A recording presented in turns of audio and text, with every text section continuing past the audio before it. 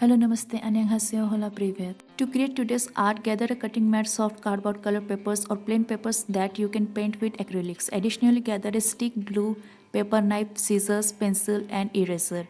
Take a look at this picture. It shows the upper part, and these are the layers where we will put the pine leaves. Each layer will have 4 needles attached. Now look at the size for the first layer. This is the needle, and these are the leaves.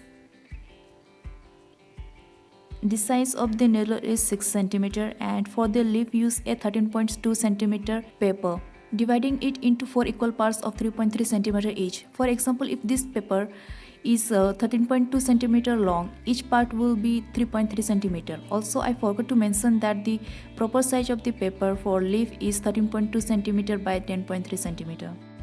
In the second layer, only the needle is 7 cm and the leaf size remains the same as the first layer.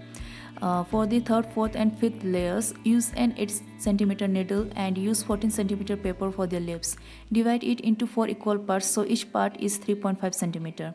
For the top layer, I am talking about this part. So for this, use a paper size of 10.3 cm by 3.3 cm. Make a note of these measurements.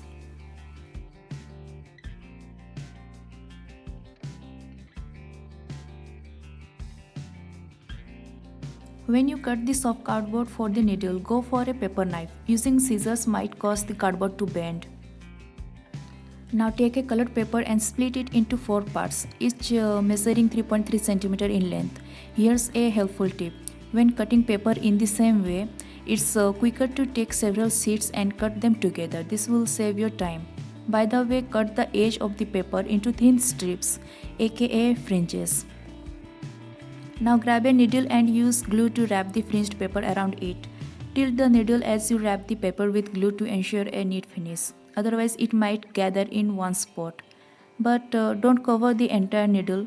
Leave some space for the what it's called. I think it's a stem or twig. Whatever, just don't cover the whole part.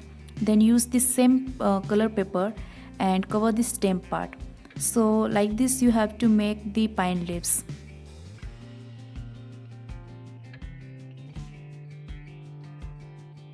Take a long stick and wrap the fringed paper around it using glue. One more thing to note, if your stick is uniform in shape, think about sharpening one end. This enhances the appearance when wrapping with paper. In my case, I didn't need to do this because my stick already had a pointed end. Afterward, use another colored paper to cover the entire part of the stick. Avoid covering the entire stick since we are unsure about the space the leaves will occupy. Leave some space at the end. So these are the leaves for the first layer. Take these leaves and gently bend the stem. Use glue to attach them to the stick, holding the leaves for a few minutes. Alternatively, a hot glue gun will dry faster. At the end, it's all up to you that what material you will use. Your hands may get dirty during this process, so keep a wet cloth with you and keep cleaning your hands in between. Next, take a thin strip of paper and wrap it around the leaves. Repeating this for each layer.